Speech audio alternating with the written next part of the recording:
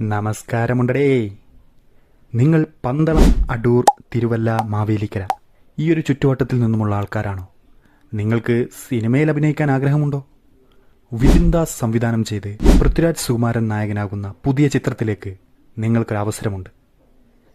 ജയ ജയ ഹേ, ഗുരുവായൂരമ്പല നടയിൽ, വാഴ എന്നീ സൂപ്പർ ഹിറ്റ് ചിത്രങ്ങൾക്ക് ശേഷം വിപിൻ ദാസ് സംവിധാനം ചെയ്യുകയും പൃഥ്വിരാജ് സുകുമാരൻ അഭിനയിക്കുകയും ചെയ്യുന്ന സന്തോഷ് ട്രോഫി എന്ന് പറയുന്ന പുതിയ ചിത്രത്തിലേക്കാണ് നിങ്ങൾക്ക് അവസരമൊരുക്കിയിട്ടുള്ളത്.